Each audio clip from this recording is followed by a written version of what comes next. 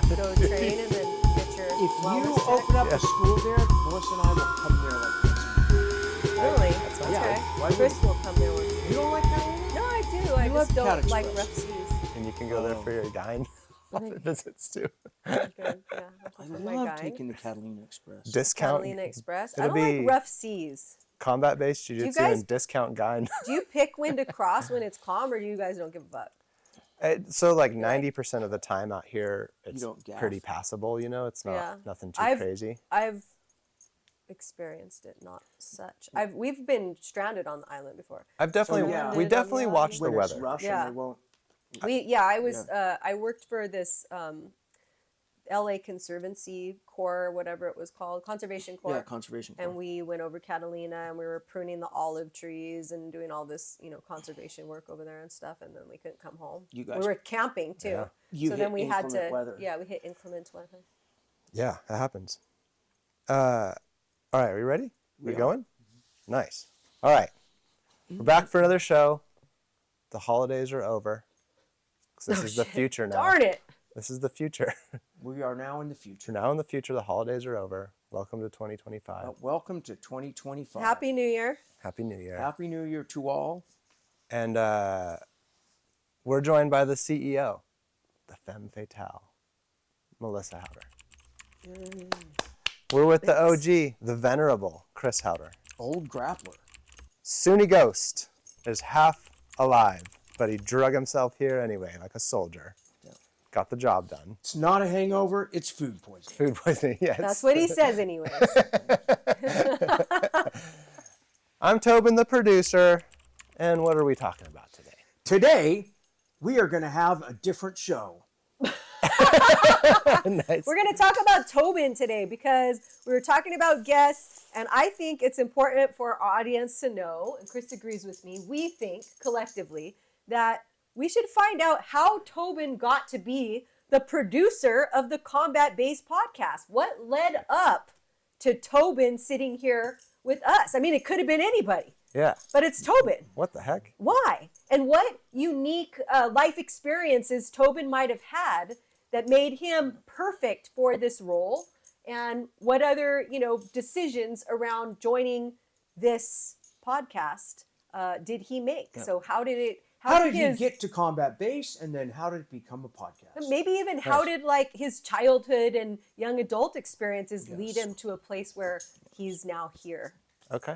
Yeah, I'm interested to know how you've acquired the skills necessary to do things like come up with these detailed show notes. You're so inquisitive. Why are you so inquisitive? How do you come up with all these questions? And just a generally wonderful person, I think, to be around and communicate with, and very positive. Your attitude is always very positive. At least that's my experience. So what do you want to tell us to start that conversation? Whatever you want to know. Open book. So, Tobin was born in the year 1985. 1985, Worcester, Massachusetts. Massachusetts, an East Coaster. An New East Coast- England, A genuine masshole. masshole. New England, I often refer to as real America. It is. Whenever I'm there, I feel like I'm in real America. Yeah. When I'm in the South, I feel like I'm in rebel America, Yeah. the Confederacy. When I'm in the Midwest, I feel like I'm in a place that is the divorced children of real America and the South. It's Possibly. this odd mix. And when you head out west enough, we can forget we're even American out west. Sometimes we even think we're Europeans. Californian. Did California. you spend a long time in Massachusetts, or what No, what brought you guys to Okay, yeah. Massachusetts? I'll back up. I'll give you the how'd whole that story. work? I actually feel like the whole story puts things into context and is nice. So, all right, let's go as far back as I know. My dad's father, my grandfather, got to New York somehow. I don't know if he was born there or I don't know. You don't even know where he But came he was from? in New York at some point. He traveled across the country. I think he was in the Air Force at some point and ended up on the West Coast with his dad. So this is my grandfather. He was one of the early Alaskan bush pilots. Wow. So he's That's one of really the first people to really explore deep Alaska by bush plane. So they had the planes with the floats where you'd like land on lakes and stuff like Yeah, that. it's really cool. And he started the first airline with service to Alaska. So he was like flying up there, just exploring and hunting. And then he started giving people rides. And then he ended up... In order to earn a living being an Alaska wildlife enthusiast, he figured that he would start an airline. Yeah. So all the way, and then built an airline all the way from that to he eventually merged with Delta Airlines. Oh. So like, it was a pretty big deal. It was taking people from Seattle to Anchorage, Alaska. So you could imagine this type of guy that was doing that type of thing was a pretty wild person, right? Adventurous spirit. So Those he are was, your genes. This wild, adventurous spirit. So he was taken off into the Alaska wilderness, interacting with the Native Americans that were there, and doing a lot of crazy stuff. And a lot of the lore around, I think they called him like the bull of Alaska. He was a really big, really angry, really scary man. Ooh.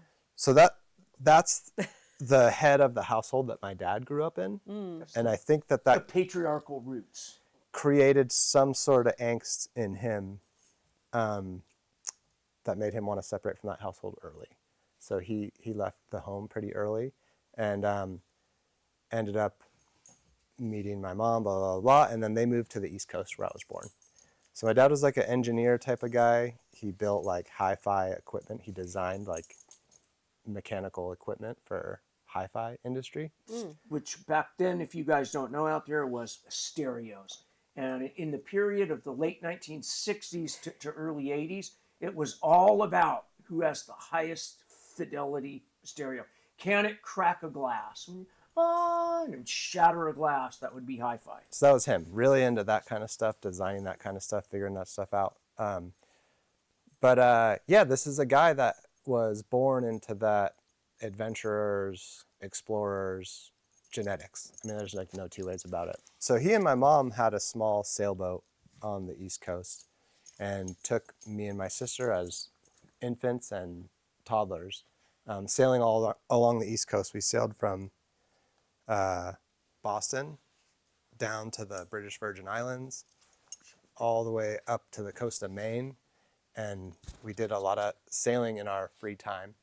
And also to put it into context, I think people got to understand that there's like 3 types of sailing that happen in the world. There's like racing sailing. There's what they call cruising sailing, when you're sort of living on your boat and like going from place to place full time. And what else is there? There's cruising. Adventure sailing. No. There's another type of sailing. I don't know. There's another third type of sailing. But anyway, so there's kind of 2 basic sailing situations. There's one where you're like kind of living on your boat, going place to place, and then like racing, what you kind of like imagine, right?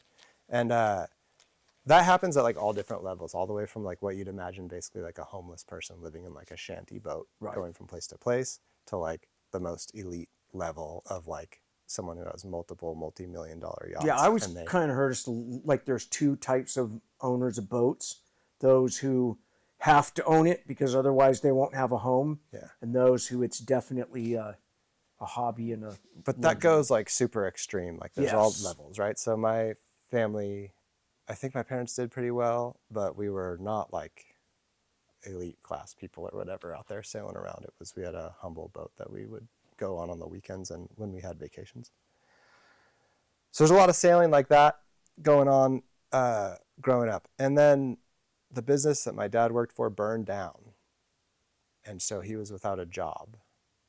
And then he got a job in Grass Valley, California at a tech company building biomedical equipment. This is mid-late 80s? 1989. Yeah. And that is like north. That's like kind of halfway between Sacramento and Lake Tahoe. Okay. This is like back when Apple Computers was up for sale for like $30 million and Yeah. Sony didn't want to buy it, which Yeah, they there was like a deeply huge regret. explosion of like tech companies that kind of went from San Francisco, like just spreading outward. That was like wave one. And this was like the Silicon Valley far blow. reaches of that. Up in the Sierra Nevada foothills, there was a company called the Grass Valley Group that was like a tech company that made like the type of equipment that we use to produce this podcast, but it was like a machine that like fit in this room, not like a little thing like this. And basically, yeah, he got a tech job, and then like we moved back to the West Coast and got rid of all the boating stuff. And then shortly after that, my folks found a derelict 50-foot trimaran, which was it's basically 3 boats connected. Yep. If you can imagine that. Yeah. I like trimarans, yeah. In the way far back of Morro Bay, like sitting in the mud. They just found it. Not found it. They wanted to get another boat, right? Okay. So Somebody now was we're on selling the West Coast. Okay. We're a couple They hours from happened the coast. upon a boat that was heavily in need of work. Yeah. So they they bought could get that it cheap. in like 1995. And it had a cabin and a Yeah, this It is, has I mean, 3 it's cabins. huge. and it had a head. 5 cabins. 5? Oh, 5 5. cabins. It was So humongous. sleeping 5 cabins Big and boat. sleeping quarters. But this thing was ship. like trashed, right? Yeah. So they bought it. I think they spent $50,000, which is a big deal back then. Yes. But like, it's not like billions of bucks for this boat, right? And we brought that thing up the Napa River and stowed it up the Napa River. You can get up to Napa from San Francisco. Really? I had no idea. There's a big boatyard up there, and it was one of the only boatyards that was big enough to get that boat out of the water to work on it. So we got that thing, put it up there, and basically my whole childhood from 1995 to 2000 or 1999, all of our free time was spent renovating Restoring that boat. that boat. So I did a lot of stuff And as a how Learn old how were to you work at that time? with tools and so stuff. in 1995 I was 10. So Yeah, from he was born in 10 85. to 10 like to 15, I was like this is what working you on did. a Yep. boat. You learned how to use tools and be handy. Fiberglass, electrical, plumbing, work on diesel engines. I had a little skiff that I would just zip around in the Napa River by myself. My parents really gave me a lot of freedom, like really, really young. I feel like that's kind of been a theme. And you throughout were my life. also snowboarding though, Tobin? Yeah. that same So time? during the winter time, because we were up near the foothills, I would snowboard. Yeah. And our Because school had Tobin a was a snowboard team. competitive snowboarder. Yeah, and our school had a snowboarding team. You wouldn't go to school on Mondays; you'd snowboard. That's really cool. And That's that rad. is definitely the dawn of snowboarding. Definitely, I was definitely that first wave of like little kid snowboarders. Who were, Like I'm the same ripping age it. as Yeah. Shaun White, Okay. and so like we were in that same cohort Yep. of young snowboard kids. He was where the it like- undisputed king of snowboarding. Yep. and I just remember really connecting with like the culture around snowboarding and the anti-authority punk culture that Yep. was happening in snowboarding at that time, and I really loved that a lot. Yeah. Skating and snowboarding, all. that But was a big back part of it. then, skiers, who were often snobs and often upper class, hated and resented snowboarders who were often younger and more punk rocky and skate culture. I remember like all the skiers hated snowboarders. There I was skied like 3 times in my life. And the last when I went, I really wanted to snowboard because snowboarding was cooler than skiers. That's what I saw instantly. way cooler at that time. Way cooler, yeah. Now skiing's cooler. It's like, is it? Yeah, It's I don't know kinda how come that happened. back? Came back, yeah. Yeah. But yeah, there was like one little rinky-dink mountain where we lived that would allow snowboarders back then, and yeah, it was cool. I can remember being like, whatever that is, like age 5, 6 or whatever, and like snowboarding down the mountain. People would like cheer from the chairlift because they're like, you know, imagine seeing a 6-year-old when you'd like never really seen a little kid do this Right. new sport. And he's just ripping You'd be the like, snowboard. whoa, you know. It was like a cool time. It was like pretty impactful to be a part of that skating and snowboarding culture in that area Yeah. at the time. But yeah, we'd go back and forth from the coast, or Napa at least, and then to San Francisco, to the mountains, back and forth. And yeah, so I spent a lot of time working on this boat and learning how to do stuff independently. And in 1999, my parents set up their business such that they could take a year away from it. And we loaded our family on the boat and we took off for a year. And how old are you? 14. 14. Yeah. Did you have the skipper keys or no? We had the skipper keys, yeah. The skipper keys are the little boating dogs from last time. Yeah. Yeah, and so we left San Francisco like in the fall of 99, and then we sailed down the coast of California, going from place to place to place. We went to Catalina Island during that trip, and then just went down the coast of Baja, a bunch of different places, up into the Sea of Cortez a little bit. We crossed the Sea of Cortez, down the mainland Mexico for a few months, and then we packed up all our stuff and crossed the Pacific Ocean on that boat. To Hawaii? We went to, the first place you land is the Marquesas Islands. So I think it's like 3,000 miles from the North America to the Marquesas, if I can remember correctly. Yeah. This is a long time ago. But yeah, so we crossed to the Marquesas, and then that's French Polynesia, south of the equator. And then you kind of island hop your way west, and we went to Tahiti. So island to island to island to Tahiti. And then we left Tahiti to Hawaii, and then Hawaii back to the United States. Yeah, and ended the trip like that. And so that's a sketchy trip. Did you have any trip. rough seas? Not really, to be honest. No? You travel with the seasons, and you Okay. go with the wind pretty much, and with the seasons. So not really. But at the time, it's What really... about piracy?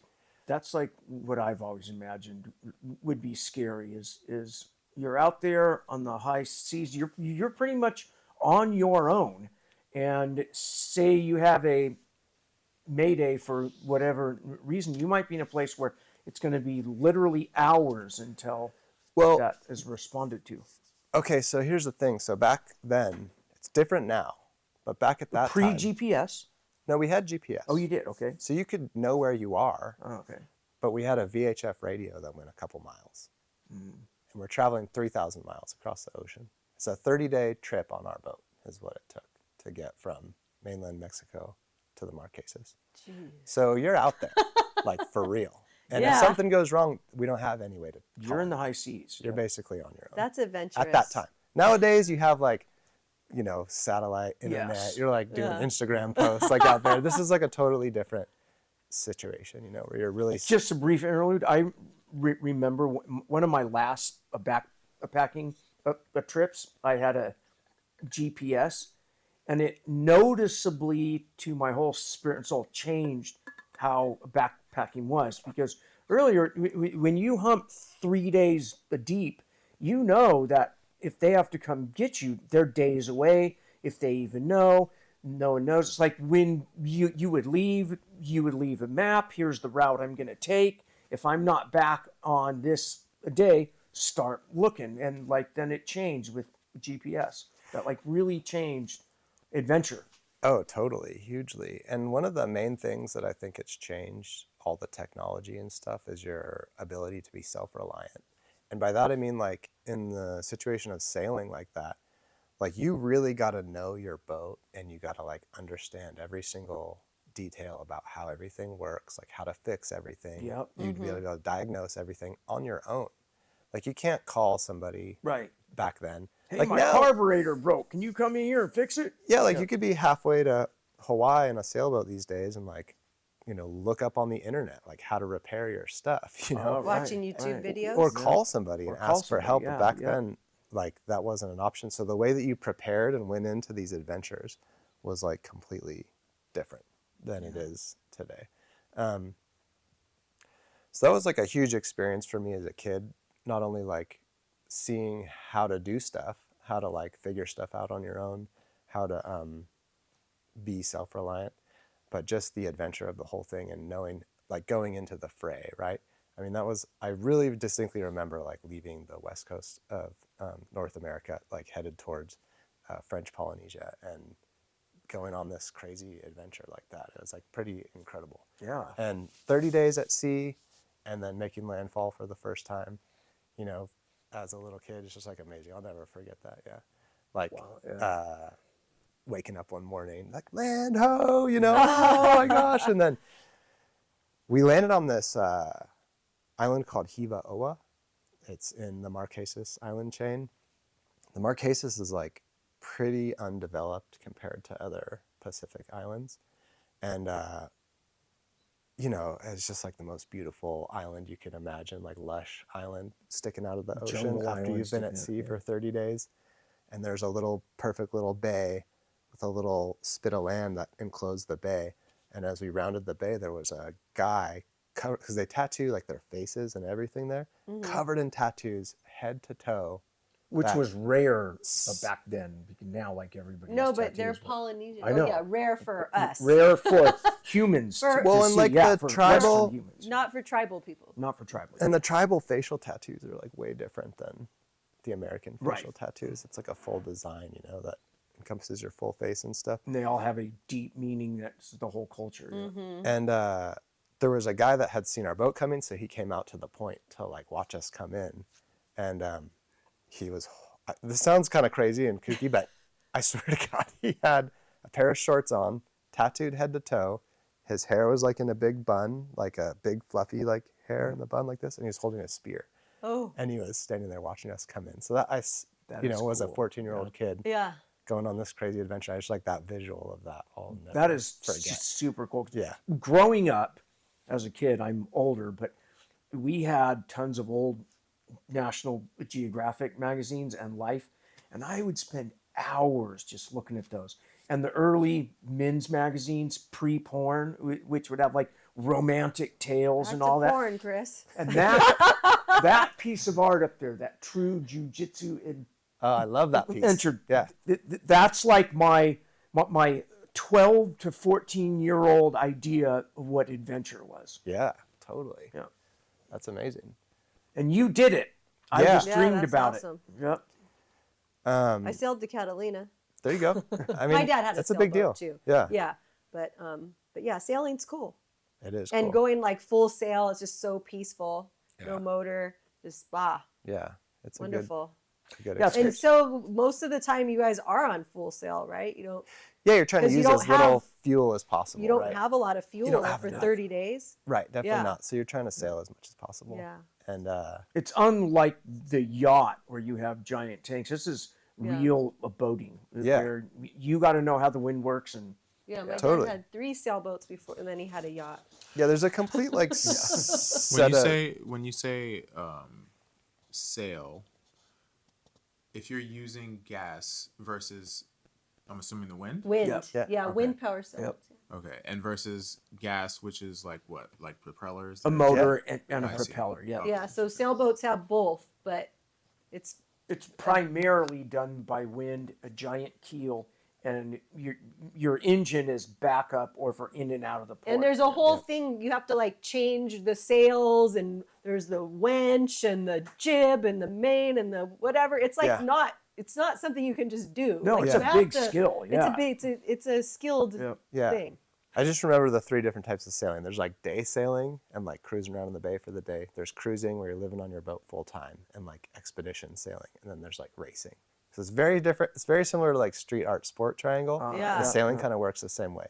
And like you can get really good at like technical sailing by racing. Right. Because Yeah. you kind of learn like really how to control your boat. Like, Hit really, the really timing well. when the wind changes, how to shift that sail, And then it's a completely different set of skills to like expedition sail, like knowing how to navigate, knowing how to like enter a place you've never been before, how to go from, you know, out at sea into land, how to weather planning and adjusting. find Yeah. shelter if you need it, how to anchor, how to do all these different things. There's just like so much to Yeah. it. It's a huge skill set to be able to Yes. expedition sail compared to just sports sailing. And I think it's pretty similar to jiu-jitsu, right? Yeah. Like you're gonna have these different concepts, right? Yeah.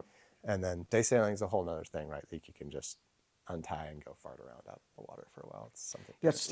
You can find either of those. I've there, done you know? lots of that. Yeah, that's good for. I In mean, the this harbor. This is the prime place on the planet Earth for that, or at least in the United States. West Coast. Yeah, It's the only- Southern California is like the place to be. But yeah, so we end up in the South Pacific, right? And we hop through these islands, and there was just the whole experience of the going to these different places, being welcomed by the people that live on every island. They have a big like pearl farming industry there. That's where they farm, like, because they have these atoll They islands get all the clams and they where farm it's like a pearls. volcano that has a reef growing around it, and then the volcano like sinks into the ground, the reef keeps growing, and then the sea level drops a little bit, and then there's like this circular island with water in the middle, and apparently that like central area is like prime for doing pearls. Like the perfect. So that's like the industry in that raise area. Yeah. Raise So we would clams. go Clams, right? That do pearls. it's like Oysters. yeah. Oysters. Okay. We'd go from place to place and have these experiences meeting these people, and it was just really impactful and amazing as a kid. So yeah, there was tons of different adventure and crazy stories I could tell for days about doing all of that. When we left Tahiti and sailed to Hawaii, we landed in Hawaii. This was the year 2000, and they had like some technology improvements had been made, and DVDs were like widely available at that point. We went to Best Buy. We'd been out there for a year, you know. Did you get one of those portable players? Got a portable DVD player, got the 5-pack of Bruce Lee DVDs. Oh, that's cool. So the whole way from Hawaii back to the US, at night, I would do my night watch. So you have to be awake all the time on your boat. When you're sailing in the middle of the ocean. One person must be awake. One person must be awake. So we take turns like through the night being awake. Well, that's rough. Yeah, you get really used to it. And it was actually kind of funny because Chris would like it. I'm not a night person. And it's you, your dad, mom. And Three your of you. sister. So that And your trip, sister. that's how it So started, right? My sister was in between college and high school, and we did that trip. A couple months into the trip, she was like, I don't want to do this. Oh. And A she's couple of years older than you. Yeah. And It was she like, was, oh God, this is boring. I want to be with my friends partying. So she split and went to San Diego State. By the time we got to Hawaii, my mom was like, I can't. Oh, I can't it was do just this you and your anymore. dad? So from Hawaii to the West Coast of the United States, it was just my dad and I. Oh, wow. So we would do like 6-hour shifts, all 24 hours a day. Yeah. So I actually hardly really saw him on that trip. Because he's sleeping and you're awake, or Yeah. you're sleeping and he's And you were much, Yeah, pretty 15? much. Yeah. Wow. Wow. And so I had this little TV set up on the boat, and I would watch the Bruce Lee movies. And I actually feel like that was really my I had done some like martial arts stuff as a younger kid, like just fantasy art, Kuksul Wan, it was called. But that was where I really started to see martial arts and be like in awe by it, was those Bruce Lee movies. I have a question. Yeah. When you were sailing, because you just said like you and your dad were kind of rotating back and forth, how was that for you as a 15, 16-year-old kid, basically by yourself because your dad's sleeping, just looking out in the ocean and just being out there basically by yourself with your own mind? How was that for you? I think it was great. I don't know if I really, at that age, you don't really realize what's going on. You kind of are just absorbing what's happening. I think it was good. But it could be highly influential on like the person you develop into, because we're so impressionable at that time. Yeah.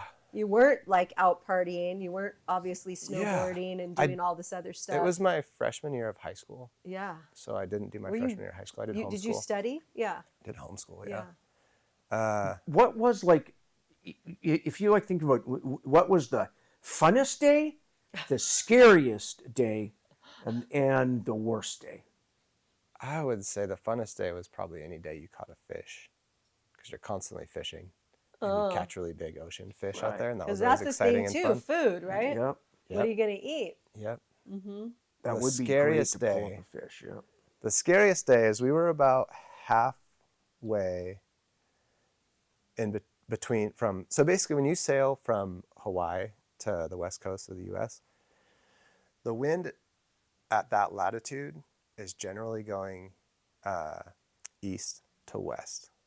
So and you need to go east. So you don't want to tack back and forth straight into the wind. It would take you forever. Right.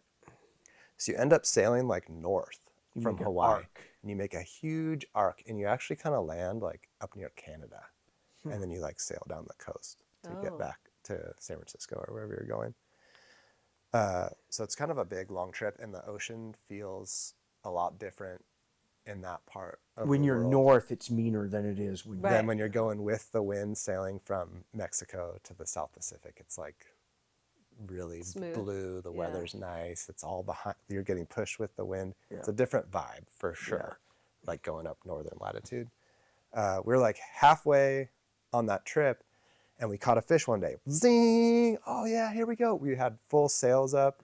We had good wind, and then my dad was like, "Oh, I'm gonna slow the boat down by just turning the engine on and like throwing it in reverse, and trying to like, because we didn't want to take all the sails down. We wanted to get this fish in. This is like not a great move, right? But at the same time, we had this energy propulsion system that was basically like a generator, I guess, that had like a long rope and a propeller that you would like throw in the water. and it would turn that And prop. it would turn, the prop would turn on this long rope, and then it would create electricity and charge your battery. That's your generator. Yeah. So we were running That's really that cool. at Yeah. this time. So we're all excited about the fish. He turns on the engine, throws it in reverse. This is a crazy technique. No one would normally do this. I think we'd been out there for too long or whatever. And he ran over.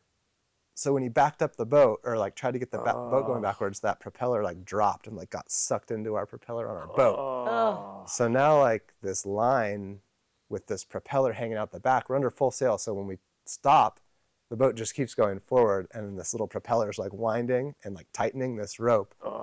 And then it's all wrapped around and fouled our propeller on our boat in the middle of the ocean.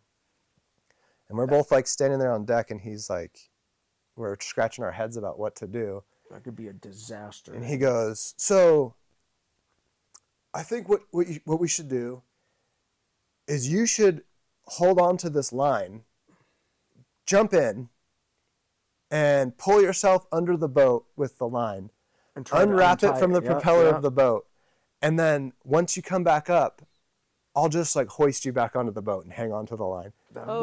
That would be a one scared. instinctual thing, but I'm already thinking, And I was like, fuck no. And how cold no is way. this water?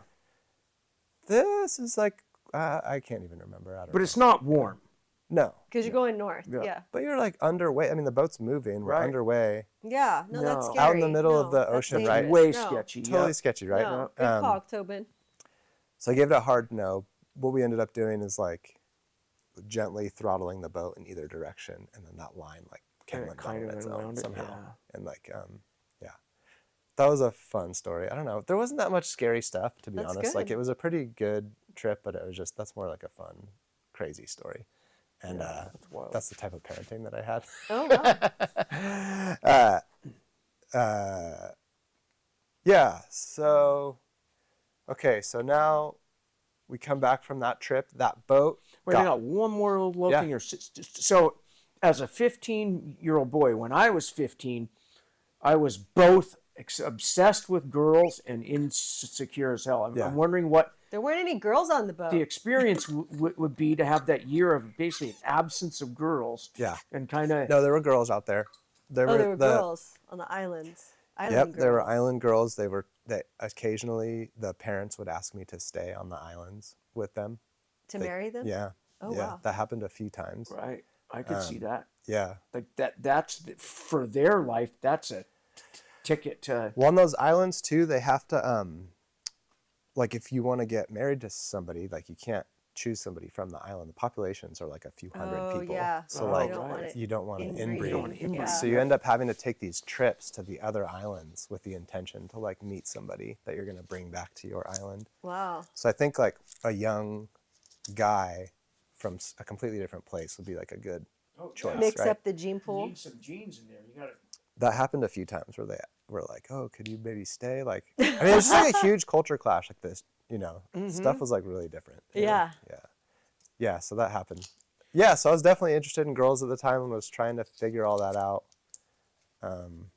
Was doing a lot of push-ups and trying to do all that. One of the coolest things about that trip that I wanted or was thinking would be cool to mention was I got scuba certified when I was 14 or 15.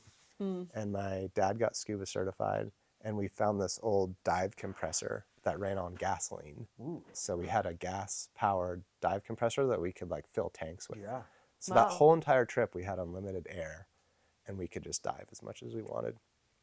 We dove like all the time, like just exploring wherever we were. So Fill when up you some were tanks and together, you were underwater. go.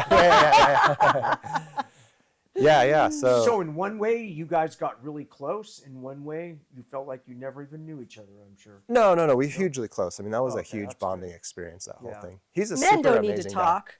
Yeah. He's a super Just amazing kidding. dude who is a brilliant engineer type of guy and a definite amazing explorer with the adventurer's spirit. I mean, this is somebody that will go do something like that and figure it Yeah. out without a doubt. It explains a lot, Tobin. I remember as a kid reading one of my National Geographic or adventure mags, and this is obviously post World War II, and I'm probably somewhere around the age of 10 and 12, and I'm reading 10 to 15-year-old publications. And there was this fascinating article about what parts of the world were still unexplored, like completely unexplored, like in the Amazon, the Congo. There was all kinds of spots that like were by Western humans, and even a lot of humans were completely unexplored, especially in the Amazon and in the jungle areas of Africa. Like still totally like they don't even know what kind of species are there, what kind of, and I that always like fascinated me. Like, wow, unexplored parts of the ocean, unexplored islands. Yeah, there's definitely people that I've met through the cruising sailing community that have, like a lot of the people that we met on that, well, on different trips. There's a lot of other trips that happened other than this one big one. Yeah. That have been to places in the Pacific and Indonesia and stuff where they claim that they met people that have never seen Westerners before and stuff like that. Yeah, I mean, it's out there. There's adventure to be had for sure. Last year, I recall you telling me what I thought was the most fascinating, interesting tale of how you're out there on your boat. This is when you're a new black belt, and you see a guy out there on a kayak in the middle of nowhere. Oh, yeah. And tell us that's such a fascinating. That's a much longer time later. It's, yeah. We Yeah. jump around a little bit. Jump around. Flash forward. Not too long ago, sailing out here in the San Pedro Channel, I was crossing the channel, and this is like, we're probably a good 25 miles away from California Away from the coast. in the ocean, right? And I kind of spotted a guy on a kayak out of the corner of my eye. And my first instinct was like, oh, that's probably some like badass waterman like out here crossing the channel. Like that happens all the time. People get on paddle boards that are like fit watermen that know what they're doing and go like cross the San Pedro Channel to Catalina Island and back. It's hardcore. But I was thinking after I kind of saw this guy out of the corner of my eye, it was like pretty far away. I was like, it didn't really seem like he was like stroking like like you would expect. You know, it was kind of more like stroke, stroke, stroke. Confused. Yeah, stroke, stroke, stroke. And I was like, I better just like turn around and see what that is. And I turned the boat around, and as I approached this guy in this kayak, I kind of was like, what is this? You know, and as I got closer and closer, I realized it was like a 22, 23-year-old dude with sunglasses, little silver whistle around his neck, no wetsuit, just a pair of shorts on, flip-flops, That would already killed me. a bottle of water between his legs, and on a sit-on-top kayak, just a little 8-foot sit-on-top kayak. And I took the boat straight up to him and was like, hey, man, are you okay? And he was like, yeah, I'm fine. And I was like, are you sure, man? Like, That I can young male bravado. You're in distress but can't admit it. I can get you on my boat and just like take you back, no problem. And he goes, oh, okay. And I pull this kid onto our boat, and this was a really nice young man who is a computer programmer that was working remote. So as he was working, he would travel to friends' places, different places, and stay. And he had a friend in Redondo or El Segundo or something like that. that he was staying at his house and programming from his friend's house. And then one day he went down to the beach and was like, hey, I want to rent a kayak, and rented a kayak from the beach over there and started paddling out to sea. And he said at one point he realized that he was closer to the island that he saw than the mainland. So he just kept going to the island.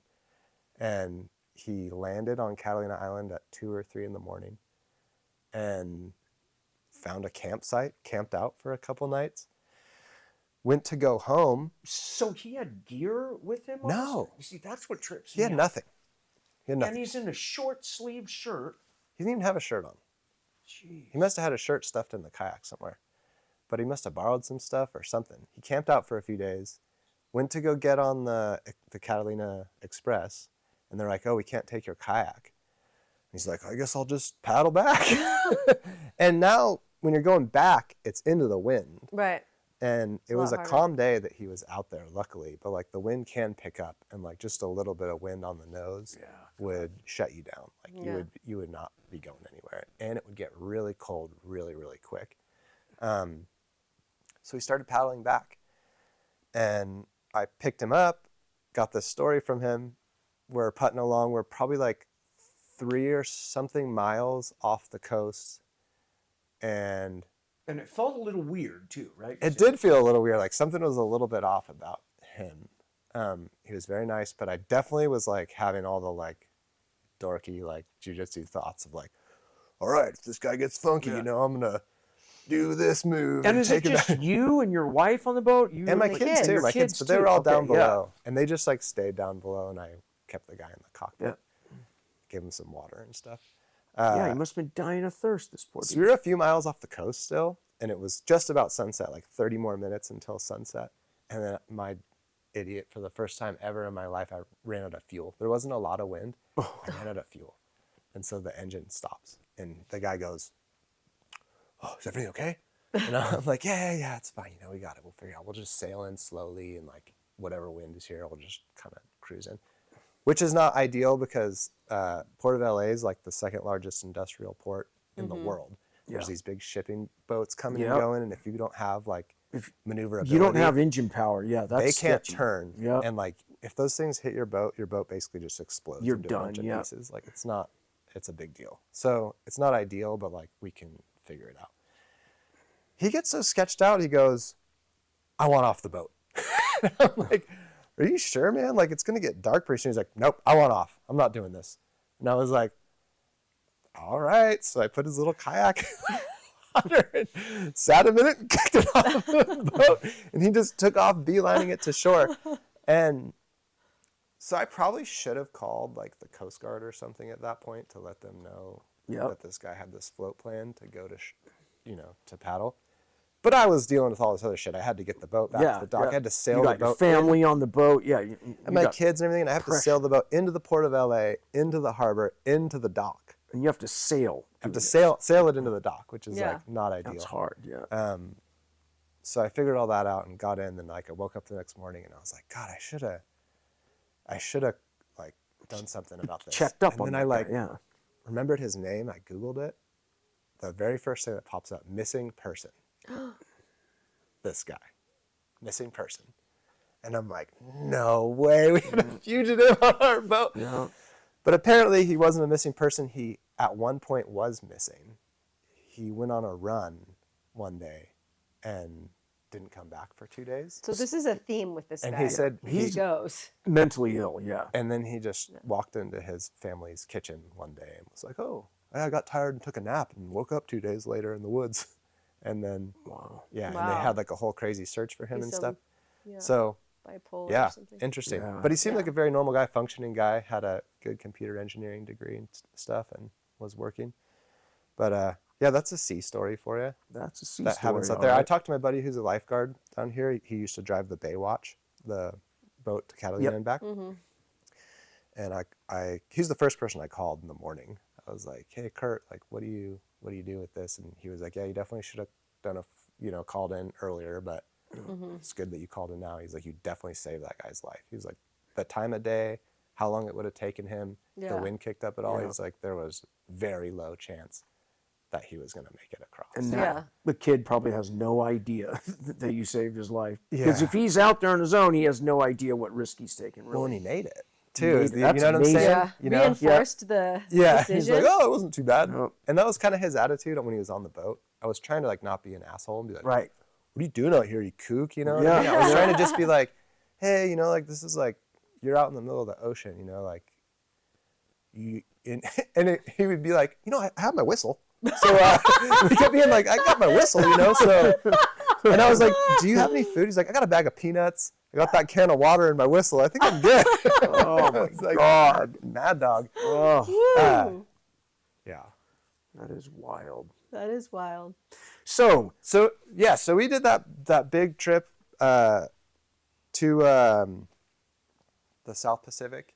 That boat got parked for 4 years or more. Like 6 or 7 years, that boat was just parked again. You talking about the one you and your The dad? trimaran? The big trimaran, yeah, Yeah. it was just docked for a long time. So after the trip, you didn't sail. No, Before it the was like trip? I went into high school. Yeah. I had all my high school stuff going Yeah. on. My parents had a lot of business stuff going on. It just seemed like they had other projects happening. They got it out of their system for a little bit. for a little bit, maybe, and then it would have been out of mine. these boats, they really, really break down sitting more Oh, than yeah. when they're Yes. They're out. high Yeah. maintenance. They're high maintenance. Thing to own. So this thing was in As pretty they rough say, shape. it's a hole in the water to throw money into. Yeah, it is.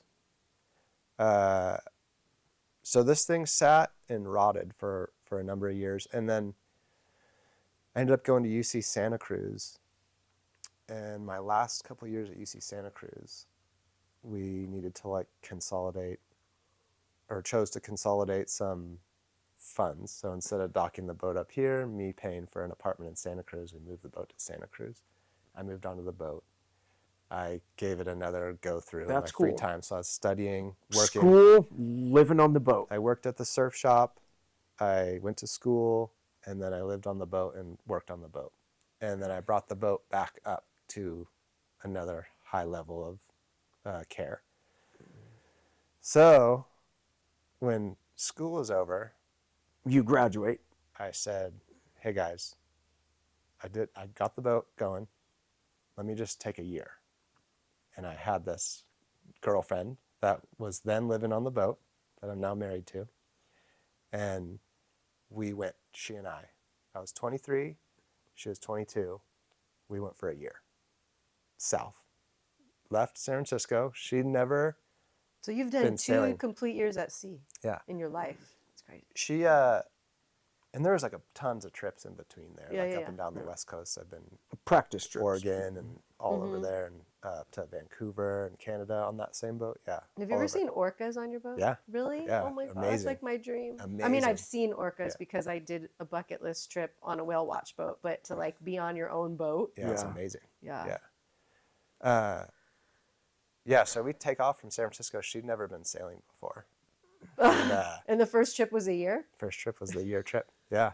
Wow. And Wow. we took off from San Francisco and kind of did the coast of Mexico, all Baja, up the Sea of Cortez, across the Sea of Cortez, down the mainland a bit. And then we sailed back up the coast, which is actually like that stretch of land, the Baja Peninsula is like one of the most desolate stretches of land in the Americas, I think. Yeah, it's pretty bleak. There's not a lot there, and it's long, and it's straight into the wind. That was a pretty hard trip, but we brought the boat all the way back, and then that boat ended up getting sold. So that's a whole nother adventure. And then you married your wife, and she went on to med school. Yeah, and then we got back from that trip, 2009. The economy had tanked. Oh yeah. I was now like a college graduate looking to get a job, couldn't find a job. So I started a little business cleaning the bottoms of boats. I had a little dive compressor that I'd plug into the docks, Scrape barnacles. scraping barnacles, which was sick. It was a good business. Yeah. And I was doing that. She was working at P.F. Chang's as a waitress, studying for the MCAT. She took the MCAT, got a really bad score that she wasn't happy with. So decided to wait a little longer and take it again. Took it again, got the same score. Oof. and then went on to apply to med school. I ended up getting a job at an engineering company doing like environmental engineering, which was basically what I was telling you. I was like driller's assistant, drilling holes in the ground. I was shoveling the dirt out of the way. There's some good stories there. and then, yeah, she went to medical school. I went with her to medical school. And that was on the East Coast? Yeah, so I ended up sort of figuring it out where I worked for like a global corporation. I knew they would have like offices wherever she would end up for medical school. And she went to medical school in Maine. So I ended up transferring within my company to an office in Maine, which was pretty dope. I had a little office in downtown Portland. I would like Portland, Maine, put on my LL Bean boots and slept through the. Is your degree in environmental science, or what is it? Yeah, environmental science. Yeah. Okay. And God, the lobster's so good and cheap there too. It was such a cool experience. We were there for 4 years. God, I love the lobster there. Yeah, it was amazing. It was an amazing experience being in Maine. But when we were there, we got there, and I was miserable working at this like corporate job. I think there's something about that explorer's gene mixed with like growing up in the punk snowboard culture. I just cannot fucking stand someone telling me what to do. That corporate world clashed. And like the hierarchical stuff was really, really hard for me. It always has been. And which is what you found hard in jiu-jitsu as well. I think so. Boy, is the hierarchy. Yeah. And especially with us. We're really strict here. So when we got to Maine, they were trying to solicit me to take this project in New Jersey where I was going to have to like drive to New Jersey like all the time. And like, I was like, man, I can't do this, you know? And the way they were doing it too, it was like, we're going to tell you to do this. We're not going to really ask you. We're going to pretend like we're asking you, but you're going to have to do this.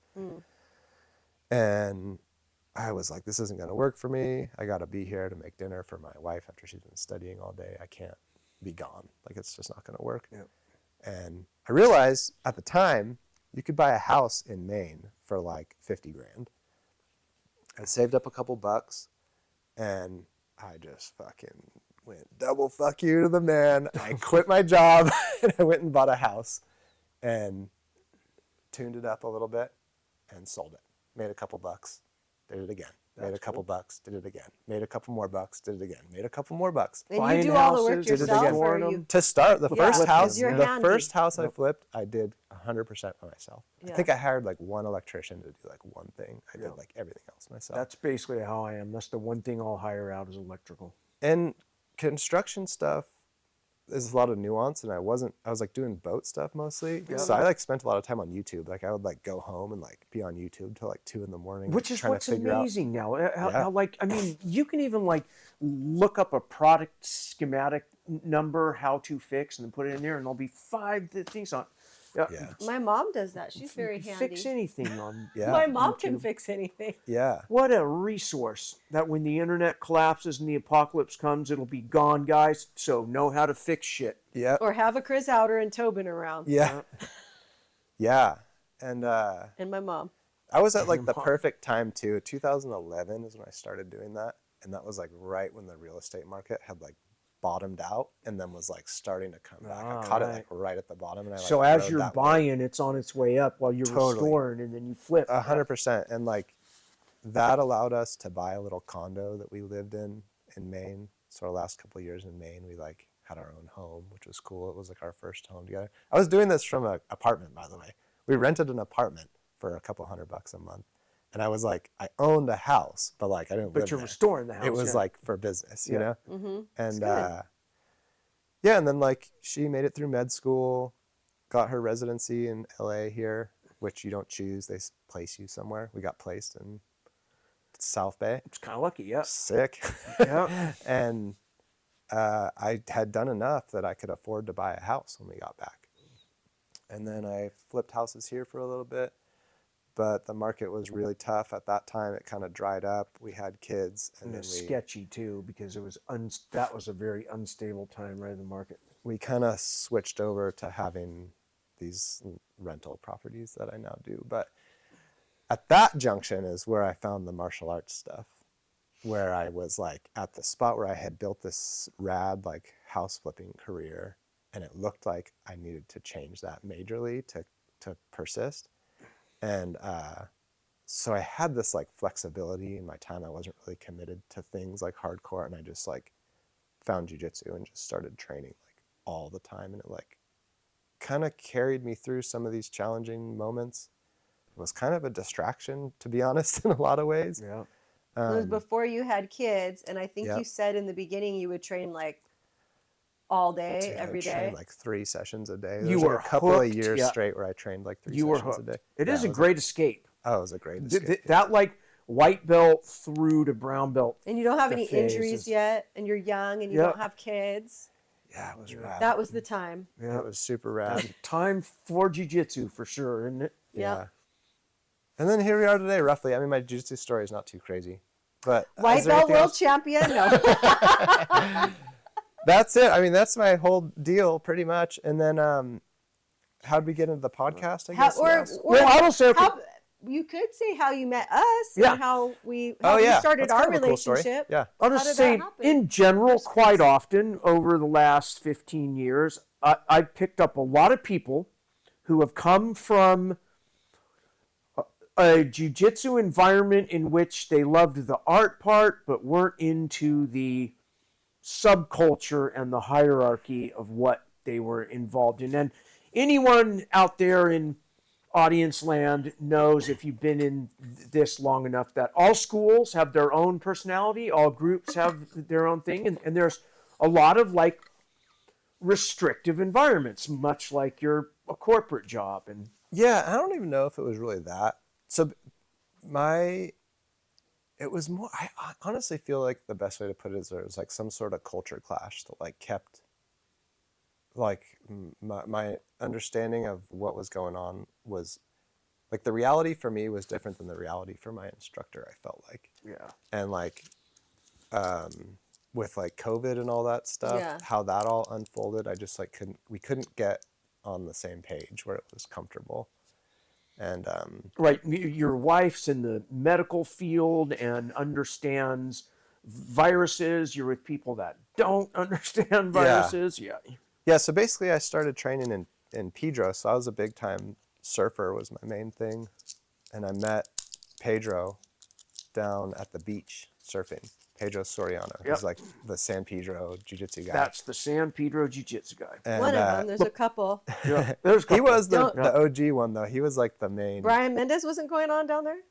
Brian Mendez came Explain. from Pedro's. Yes. Oh, okay. He was a student There's of Pedro's. Pedro. Oh. Pedro's the OG Well, guy. Paulo Gilabel, yeah. So I think the story is Keegan hired Guilo Bell To from teach- Brazil Yeah. to Yes. run that school in San Pedro. I remember when he came up as a brown belt because he would train at Yeah. Higgins a lot. Came to when, the Machado when we Academy. were there. Yep. Yep, when we were there. And Pedro came from Brazil, Paulo. immigrated from Brazil, and was good friends with Paulo. And they lived together, and he was training at Paulo's. He earned his black belt from Paulo. Paulo went and opened a school in San Clemente and left that school to Pedro, Yeah. which is still there on Oh, okay. Gaffney and Santa Cruz. And so I met Pedro surfing, and I had always kind of seen how it, like I said, the Bruce Lee stuff. I mean, a young man always is interested in fighting and wanting to learn how to be tough and all this stuff. Yep. And I always thought jiu-jitsu seemed kind of interesting, but I just never really felt like it was something that I could do. You know, it was like, I can't really see myself doing that. I don't know. It seemed like it was for a different type of person, like a tough fighter guy. I don't know. I just never really saw myself like that. I can imagine, and just from experiencing what I'm going to call non-martial art normies out there, like a lot of people, jiu-jitsu is way too intimate. You're putting a person between your legs. They're laying all They're over laying you, all sweating over on you, sweating all over you. I could see how that would be like, that would not only repulse a certain group, but scare a lot of people away from it. I felt like for me it was some kind of weird like insecurity where I like didn't see myself as like a tough guy in some weird kind of way. I don't really know. So I never really wanted to do it. Pedro convinced me to come check it out. I came and checked it out and ended up training there, and it was rad. Pedro's a really cool guy. He has a really, really warm and inviting and charismatic personality, and he's a lot of fun to be around. And then we had great training. We had a killer training group. Dylan was part of that group. Dylan, yep. Clifton. Another one of our combat-based black belts who's had an episode. Yeah. And there was a good crew, a really, really hard, like, training situation that I really liked during those years. And Pedro was a good instructor. I got to be around Guy Lobel a little bit. He's an amazing instructor. I learned a bunch of stuff from him. And then COVID happened, and I was a purple belt. And I feel like it's a little different from me. My wife works for LA County at an LA County hospital, providing like really critical care for people. And a lot of people were dying at that time. And at that onset of that whole thing, that we didn't really know. There wasn't a lot of information. It was no one knew how bad it would be. Scary moment for our family. That. And I was at home with a 2-year-old and a newborn baby at the time when that happened, right at the beginning. So like, I was trying to run my business stuff. I was trying to take care of these 2 kids. And then my wife is like heading off to basically what felt like a war or something like that, you know, every single day. And I didn't could really bring the virus home. What it was. It was like a big stressful thing, you know? So there were some restrictions that I had that I felt like other people didn't have, or considerations that I had to make. Cause I was kind of like, so say this is a big deal and I'm going to these public wrestling rooms and my wife gets sick and gets one of her patients that's critically ill sick. Yep. You know, it just, I don't know, there was just like a lot of stuff to consider. So I kind of had to close off. I didn't train for a little bit, like a couple months maybe. And then I couldn't hang. I can't not train. So I ended up opening a little dojo, I guess, in my backyard. I had some mats. I had a cool little mat room.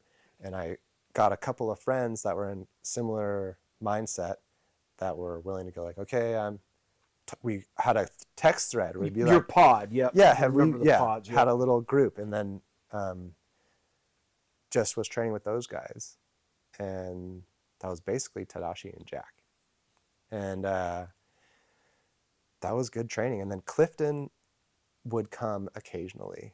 He ended up moving to Hawaii during that, right when the pandemic happened. Clifton moved to Hawaii, and he would come drop in and check in, which was obviously like a risk to the pod, but like it's just like you're trying to do your best with all this stuff and still get your training in. Obviously, I think in my instructor's eyes, that wasn't what he would have liked me to have been doing.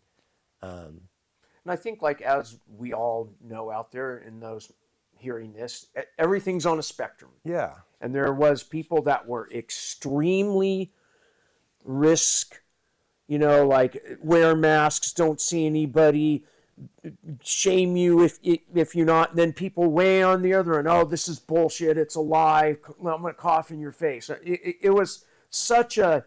Yeah, it's so quickly polarized. Yeah.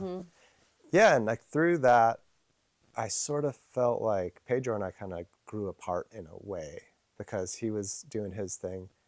I couldn't show up to his place to train because of the COVID stuff, kind of is what was up. And then I couldn't stop, so I had my own training going on. And you're addicted to grappling, yeah. And so I kind of like had this division that happened. And as things lightened up, there was a few of your black belts that kind of like started to come to my house. Jay, right? Jay, Mike Moe. Yep. And then there was a few other black belts that were friends of mine that would come and train. And like, that's kind of where I started to get like absorbed into your program, I think. Through those guys, I had such a good experience with them, and they were so supportive of me and helping me do my stuff. And then Clifton called these other black belt guys, and they all promoted me to brown belt all together, which was kind of a cool promotion. Cool. Yep. Because like it was a group of peers that I looked up to, that I respected all of them for their martial arts and stuff. It was Jay Wong from Gracie University, Clifton Teshima, Jay Elder, and Mac Thomas. They all decided to do that together. That's cool. Which of course then created a rift with my old Well, I instructor. remember It kind of was a Jay point. telling me about it. Yeah. Yeah, it was kind of just a further division from Yes. my old school, Mm-hmm. and then Like, wait a minute, you're under me. Yep. yeah, and it was just Yep. there was a little unclear and some Yep. confusion, and it caused some issues. You know, I think Pedro and I have tried to communicate over the years over this stuff, but we just could never really get on the same page where it was like comfortable.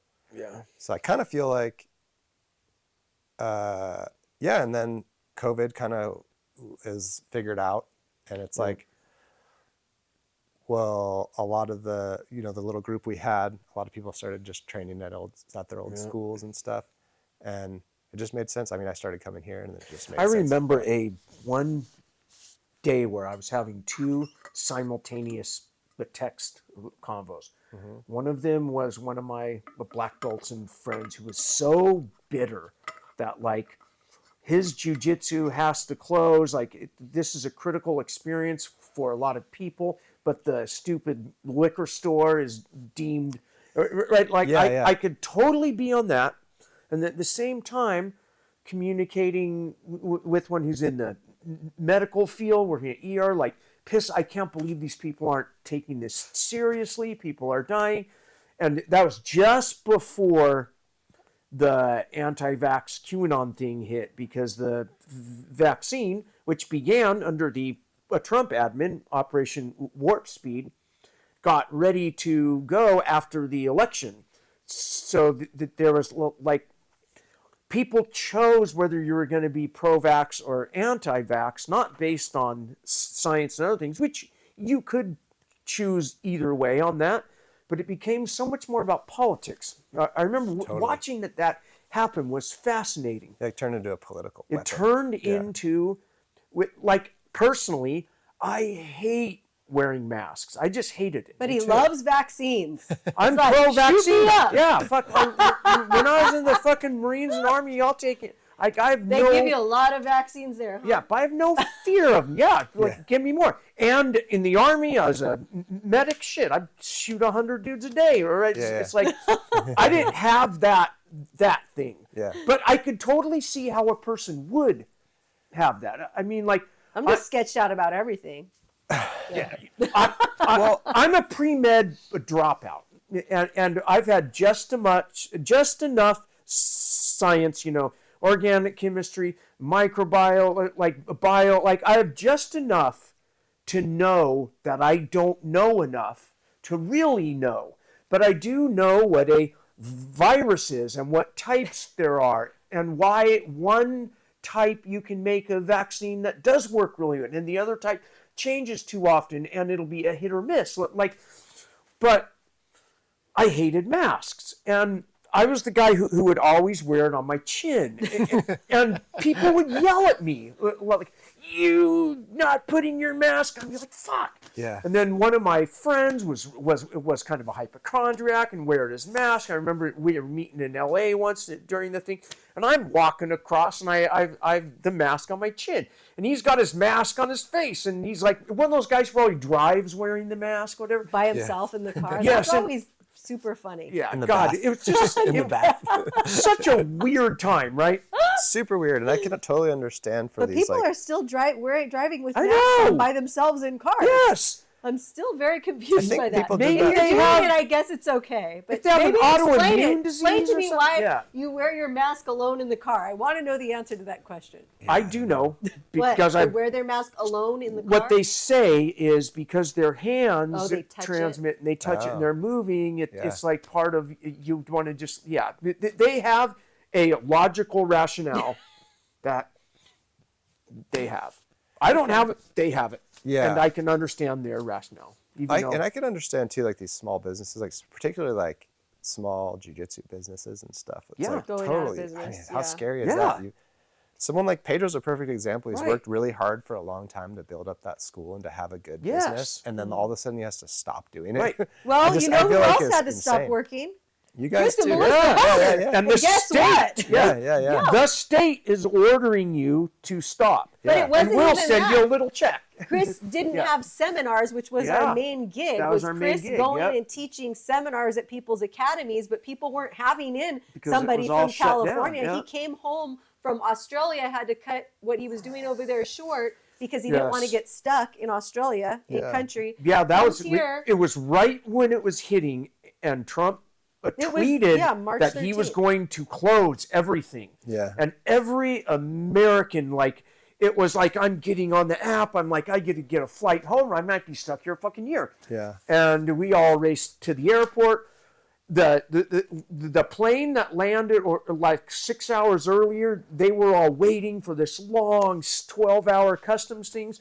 Our plane came. We didn't even walk through customs. It's like, just go that way. Yeah. Like, it was the quickest I'd ever landed Like, on you might any be plane. infected, get out of here? What would they do? It was like we landed, they opened all the doors, we walked off and just walked off, and I'm walking over to hop in an Uber, and I'm asking the Uber guy, and he's like, yeah, I don't know what's going to happen with my job and everything. And yeah, it was a trip. That is crazy. I had to take off all my clothes when I came home. Oh, and yeah, we were all shower paranoid. first. We're like, get out of here with all those germs. With your Australia germs.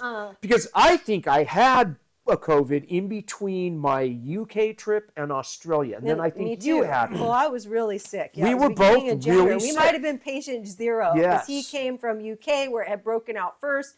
As Yeah. you were doing UK and then you were Yeah. blah, blah, blah. So anyways. I it was came home, sad. got sick. I was thinking, God, am I too sick to go to Australia? When it was first popping in the news that there's this Chinese I remember virus in like going around. November, December of 2019, training and going like, I had gotten a cough. I had a cough for a while, and then I recovered from the cough, and then I was training, and I was like, I cannot breathe.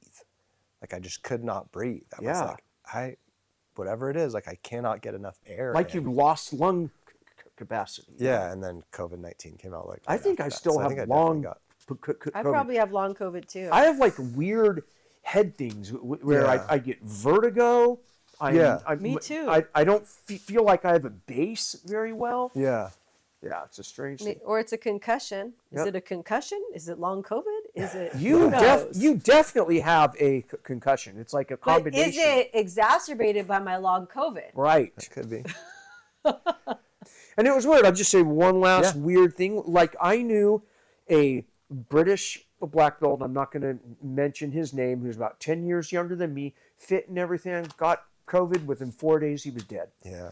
Then my mom, who's like in her 80s, not She's healthy, on her last leg. has it, and she's sick for a week and gets over it. Yeah. It was like so was weird. unpredictable at who it would kill. Yeah, it was Right? crazy. Yeah, it was a weird time. I had it 3 total times, twice for sure. Yeah.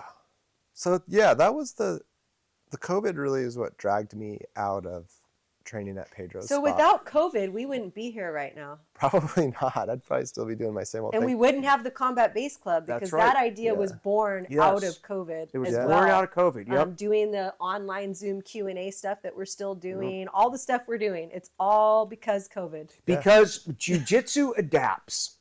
Instead of fighting the environment that you're mad at, you adapt to it. Yeah, there you go. Yeah. Video libraries emerged, And then we started doing this, right? and now we're here. And now we're doing this. And then I've always wanted to have a podcast. People have always said you should have a podcast. And I'm one of those guys to curb your enthusiasm bit. I'm an ideas guy, but I'm really bad at like implementation. Yeah, so Tobin and we had John before, and now we have Suni are figuring out how to like make this all happen. They right? make it happen. Chris and Yep. Melissa don't know how to make this happen. Yep. This is like a Yeah. not. I wouldn't even know how to upload it. Yeah, we're figuring it out from scratch for sure. I think I was looking for a project to do that made sense for me. I feel like this is the perfect thing for you guys to do. It's very cool. And yeah, I think it's been awesome. And I will just Figure say it out. this Yeah. out there, like last week, people kept sending me texts where they link an article that I have some opinion on how the belt system ought to change. Is that what's happening from the podcast? I think so. I don't know, but all I know is that is fake news because I don't have an opinion. I don't think the belt ought to change. But if you sliced it up and worded it the right way, you can make me have an opinion of anything. But isn't that how, like, it happens on TV all the time? People will take a little snippet of something we say on a podcast and take it out of context and run with it. Is that what's That's how happening? the world works. Yeah. It's how the world works. It's how the world works. Yep. I think it's great. Yeah. That's well, all I good mean, in a way, it press. is. That's all good press. It's how propaganda works. And our human brains, when we hear that word, we instantly think bad. Whereas in World War I, that you would positively go, we need to make some propaganda. I think that's kind of how it goes, is they take these snippets, it kind of gives the exposure, because it's like they make it seem controversial. Now, tons of people are looking, tons of people watch the podcast, and they kind of go like, oh, I guess he doesn't really think like that, because now I've watched the podcast so much, I know how he really thinks. Yeah. And it's like, I feel like it's awesome. Or just call us up. If you want to know what we really think, hit the hotline. You want clicks? Get controversial.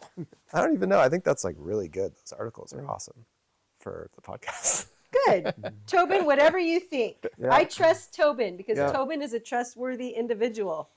And I will say out there regarding my opinions, one day I could have an opinion and sound like I'm really firm on it and literally change my mind the next day. And then judge people that don't have a foundational opinion. Right? Nice. Well played. He's a Hegelian Taoist. Don't forget. I am a Hegelian Taoist who's a huge fan of Schopenhauer, who absolutely critiques Hegel. Who critiques Hegel. Okay. All right. Schopenhauer. Yeah. Who is a bitter German modern philosopher. We got to get some of those podcasts going. I'm an amateur. I don't know enough to like be an expert, but I could definitely question an expert and get information. We could definitely get some guests. So if anyone out there, Jiu-Jitsu, philosophy, lover or teacher or major, because you earned your degree, because I don't have one of those, which like makes me one of those assholes who thinks that they're an expert but aren't. But we can have you on. Nice. We'll have you on the pod. Nice. Well, shoot, I don't know. Anything else you want to know? About you? Yeah. So much.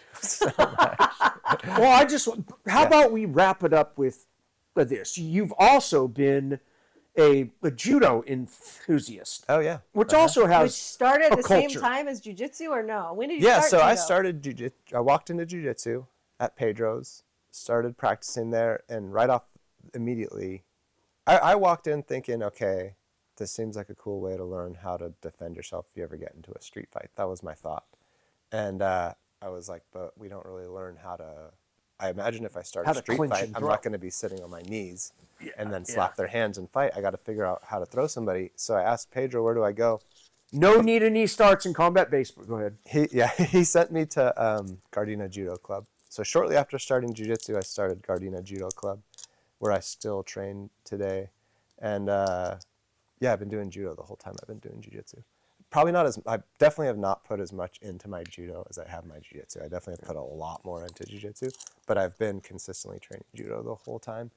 And it's been a great experience. I love judo. It's a lot of fun. I think that it's hard to be like good at judo starting as an adult. I definitely feel like one of these practitioners of judo that's just like, I'm not like super good at all. Because when you begin as a kid, you're small, so you don't fall as hard. You're made of rubber.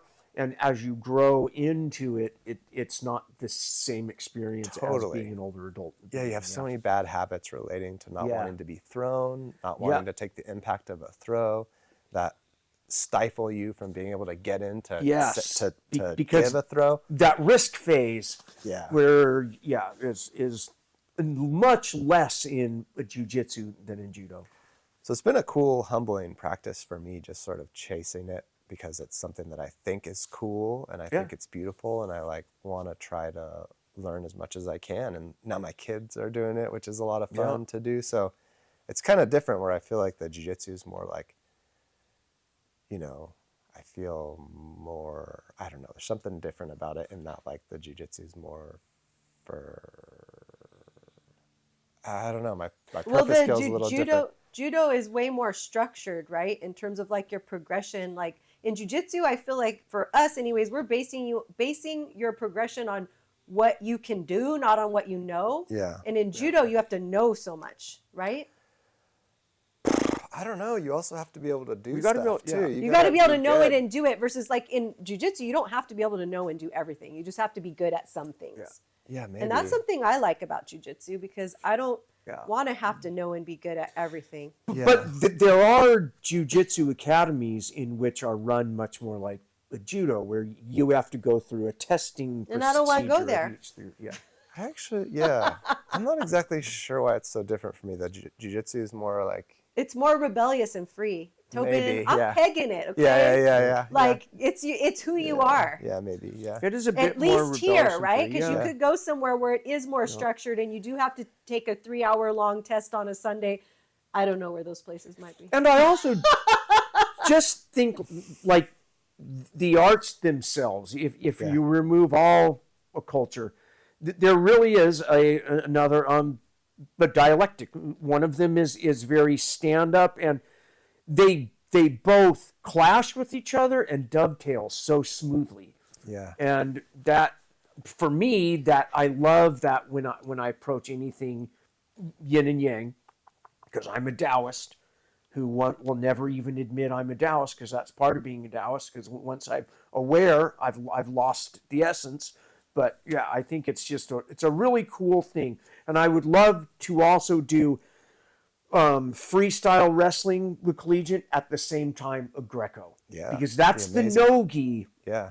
the versions of this. Yep. I love Greco. I want to sign up at Machida Karate. That'd I'm be like cool, this too. close to like trying to find Yeah. the time to do that, but I'm like still doing a lot of judo stuff, and I feel pretty full on my schedule. But like, I feel like that would be dope to And go it's learn weird. karate over there. How, like, Because it's real karate? Is that what it is? well, it's pure Because karate. karate, right? As far as I understand, Chris, are you a black belt in karate? They gave me a kid's black He belt. got a black belt in karate when he was a little boy. Tiny kicks, Yeah. black belt. No, he's Maybe Andy would like Machida Karate. He really likes Karate Kid. Is it like that, Karate Kid? sort of. My understanding of Machida Karate, and it'd be cool to get one of those guys over here on the podcast, like Sensei Weber or something. Jay's like his that black over belt here. now. Jay just got his black Machida belt Karate, there. yep. And we And, didn't even touch scratch the surface with Jay when we had him on the pod. A lot Yeah, of those he didn't scratch guys, surface with a Jerry. lot of those teachers at Machida are MMA fighters. Yes. And they go fight professional That's what MMA I was and gonna- Bellator and stuff like that, like Suni does. Yep. And I think like their style is very aware of the realism, and it's not Yep. a fantasy art. It's a very real style, and they Right. do a lot of like judo throwing. They do a lot of grappling, and Which is seems like, a dope place. one of the I'm going to call it a weakness, but with every weakness there's a strength and a lot of stuff. Like a sport jiu-jitsu school only, you do miss an essence of this art as applied in a quote-unquote real fight, right? Mm-hmm. And a lot of karate schools, taekwondo schools, hapkido schools, like in terms of the performance of the art are wonderful, but they're so far from my think street model that they're not. It might be the same technique, but because the essence is lost, you lose an aspect of the art. Yeah. And obviously, Machida guys are oriented but towards this better work in an octagon. Yeah. Or we're not going to try it out. Yeah. Do you know any of those guys like Weber and Bruno? Too Sensei Bruno, Yep. Sensei Weber. Those guys I've both fight trained MMA. with Weber a few times. Bruno is dope. I see him all the time at Grace University. I think his girlfriend trains there. But Okay. yeah, I've trained with both of those guys before. They're dope. I feel like it'd I be like them a lot. sick to go over there and be a Yeah. student there and learn. I want to go their back shit. to a karate now. Now I want to go back to karate. I want to go back to karate too. I know. I'm going to do Cobra Kai. I want to Cobra Kai out on people. Yeah, Andy certainly does. Yep. Our Miyagi-Do or Cobra buddy Kai. Jay just got his black belt over there. He's a black belt here. Yeah. And a fucking machine. Yeah, it's cool. The karate that I did as a kid, I was the only kid in it.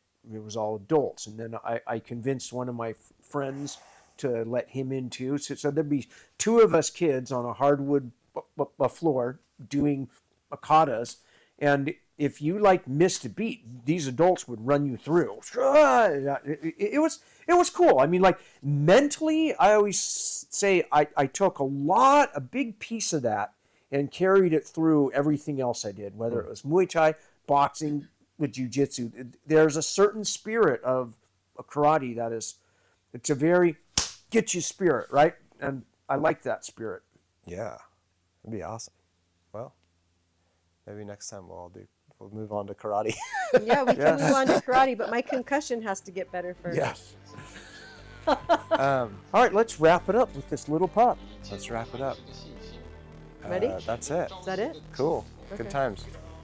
1, 2, 3. Pound, like, and subscribe. That was good fun. Yeah. Good job, Tobin.